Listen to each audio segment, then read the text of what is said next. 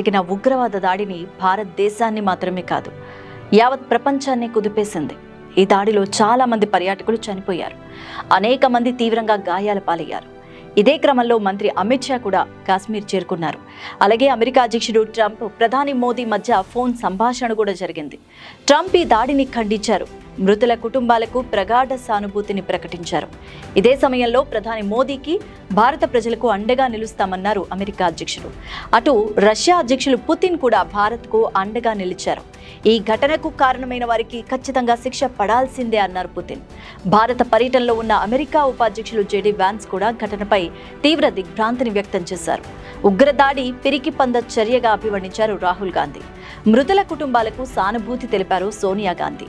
ఇక AP CM Chandrababu Naidu, deputy CM Pawan Kalyan సైతం దాడిని ఖండించారు. అటు తెలంగాణ సీఎం రేవంత్ రెడ్డి కూడా ఉగ్రదాడిపై స్పందించారు. ఇలాంటి చర్యలతో భారతీయుల ఆత్మస్థైర్యం దెబ్బతీయలేరన్నారు.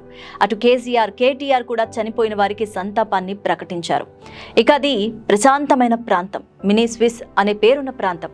అందాల కాశ్మీరంలో ఆ ప్రదేశానికి సందర్శకుల తాకిడి ఎక్కువని చెప్పాలి. పహల్గామ్ కొండ ప్రాంతం 500 మంది టూరిస్టులతో నిండిపోయింది. ఇంతలోనే ఓ అలజడి, తుపాకుల మోత, తూటాలు గాల్లోకి దూసుకుపోయాయి. అక్కడున్న వారంతా బిక్కుబిక్కుమంటూ ప్రాణాలు గుప్పెట్లో పెట్టుకున్నారు. భయాందోళనతో ఎటు వెళ్లాలో తెలియక పరుగులు తీస్తున్నారు. ఎవరు ఎటువైపు పరిగెత్తుతున్నారో తెలియని పరిస్థితి. చుట్టూ కొండ ప్రాంతం, చెట్లు దట్టంగా ఉండడంతో అటువైపు పరిగెత్తాలని చూశారు. కానీ ముష్కరులు నరమేధం మాత్రం ఆగలేదు. చల్లని ప్రదేశాన్ని చూద్దామని వచ్చిన వారిని పొట్టన పెట్టేసుకున్నారు ఆ ఉగ్రవాదులు. కాశ్మీర్ పోలీస్, ఆర్మీ దుస్తుల్లో వచ్చిన 6 ముష్కరులు లోడెడ్ తుపాకులను అమాయకులైన టూరిస్టులపైకి ఎక్కువ పెట్టారు. గుర్రాలపై రైడింగ్ చేస్తున్న వారిని, ఫోటోలకు ఫోజులు ఇస్తున్న వారిని, కుటుంబాలతో సేద తీరుతున్న వారిని ఎవరిని వదలలేదు. పేర్లు, ఐడి కార్డులు అడిగి మరీ చంపేశారు. కొందరిని దుస్తులు విప్పించి మరీ చంపినట్టు కూడా తెలుస్తోంది. అయితే ఇదే దాడిలో కేవలం పురుషుల్నే చంపారు ఆ ముష్కరులు. మగవారిని తమ భార్యలు, పిల్లల ముందే కాల్చి పడేశారు. కొందరి తలలో తూటాలు దించారు, మరికొందరిని ప్రైవేట్ పార్ట్స్ పై కాల్చారు. నోట్లో గన్ను పెట్టి ఇంకొందరిని చంపేశారు. కనికరం లేని ఆ ఉగ్రముఖ. ఈయన కర్ణాటక శివమొగ్గకు చెందిన మంజునాథరావు. ముందు రోజు భార్యతో దాల్ లేక్లో విహరించారు. అప్పుడు తీసుకున్న ఓ వీడియో ఇది. తన కుమారుడితో కలిసి మంజునాథరావు, పల్లవి దంపతులు కాశ్మీర్ అందాలను చూసేందుకు వచ్చారు. మనీ స్విస్ చూద్దామని పహల్గామ్ వస్తే ఇక్కడ జరగరాని ఘోరం జరిగిపోయింది. తన కుమారుడు భార్య ముందే ముష్కరులు మంజునాథరావుని తలలో కాల్చి చంపారు. ఆ ఘోర కలిని చూసిన ఆమె గుండె లవిసేలా రోధించింది. తన భర్తనే కాదు, తమని కూడా చంపేయండి అంటూ పల్లవి ఆమె కుమారుడు ముష్కరులతో గొడవకు కూడా దిగారు. వెళ్ళి మోదీకి చెప్పుకోండి అంటూ ఉగ్రవాదులు సమాధానం చెప్పేసి అక్కడి నుంచి వెళ్ళిపోయారు. ఈయన లెఫ్టినెంట్ వినయ్ నర్వాల్, భారత నేవీ ఆఫీసర్.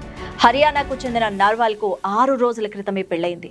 19న రిసెప్షన్ కూడా జరిగింది. అది పూర్తయిన వెంటనే హనీమూన్ కు వచ్చారు నర్వాల్ దంపతులు. ముష్కరులు ఆయన్ను అత్యంత కిరాతకంగా భార్య ముందే చంపేశారు. చెప్పాలంటే కాళ్లకు పారాణి ఆరక ముందే ఆమె తన భర్తను కోల్పోయింది. ఇక కాన్పూర్ కి చెందిన శుభం ద్వివేది అనే యువకుడు కూడా ఈ ఉగ్ర దాడిలో ప్రాణాలు కోల్పోయారు. ఆయనకు 2 నెలల క్రితమే పెళ్లయింది. భార్య, కుటుంబ సభ్యులతో సహా 11 మంది కాశ్మీర్ సందర్శనకు వచ్చారు. తన భార్యతో కలిసి సరదాగా గుర్రపు స్వారీ చేస్తున్న సమయంలో ఉగ్రవాదులు కాల్పులు చేశారు. శుభం ద్వివేది పేరు అడిగి మరీ ప్రాణాలు తీశారు.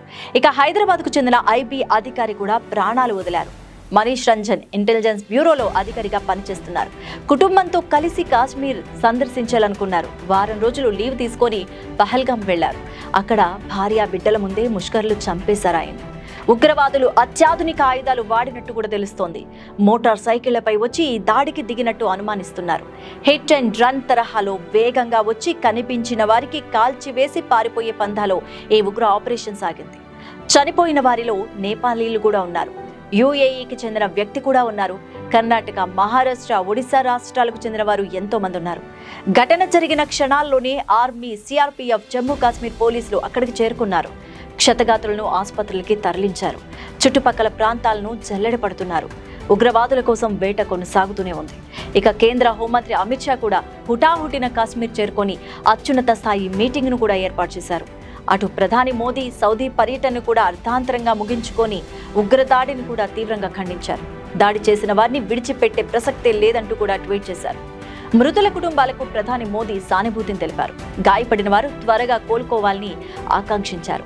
ముష్కరులు దాడికి నిరసనగా దేశవ్యాప్తంగా నిరసనలు మిన్నంటాయి. జమ్మూ కాశ్మీర్ బంద్ కు ఈ రోజు పిలుపునిచ్చింది అధికార జేకేఎన్సీ పార్టీ. అటు పలు రాష్ట్రాల్లో క్యాండిల్ ర్యాలీలు నిర్వహించారు.